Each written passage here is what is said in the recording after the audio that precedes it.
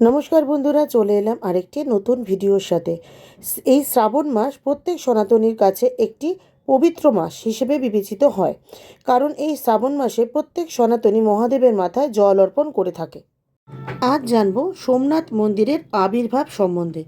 হিন্দু পুরাণ অনুসারে দেবাদিদেব মহাদেবের দ্বাদশ জ্যোতির্লিঙ্গের মধ্যে অন্যতম হল সোমনাথ জ্যোতির্লিঙ্গ। 12টি জ্যোতির্লিঙ্গের মধ্যে এটি সর্বপ্রথম জ্যোতির্লিঙ্গ, যা হিন্দুদের একটি অত্যন্ত পবিত্র স্থান। সোম কথার অর্থ চন্দ্র এবং নাথ কথার অর্থ প্রভু।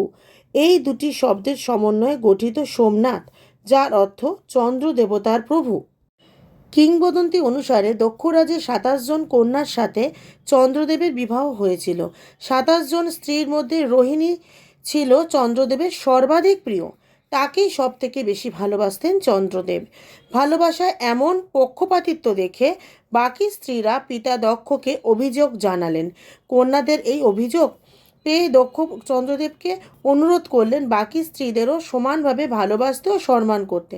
কিন্তু তাতেও কোনো কাজ না হওয়ায় দক্ষরাজ ক্রুদ্ধ হয়ে চন্দ্রদেবকে অভিশাপ দেয়, যে শরীর ভোগের প্রতি তুমি এত আকৃষ্ট, তোমার সেই শরীর ক্ষয় হয়ে যাবে। এই অভিশাপের কারণে চন্দ্র ক্রমশ ক্ষয়ে যেতে লাগলেন। এই দেখে তার স্ত্রীরা চিন্তিত হয়ে দক্ষরাজকে অনুরোধ করেন অভিশাপ ফিরিয়ে নিতে। তখন দক্ষরাজ চন্দ্রদেবকে বললেন, সরস্বতী এবং সাগরের সঙ্গম তীরে মহাদেবের তপস্যা করলে এবং সকল স্ত্রীকে সমান চোখে দেখলে এই শাপের হাত থেকে চন্দ্রদেব মুক্তি পাবেন।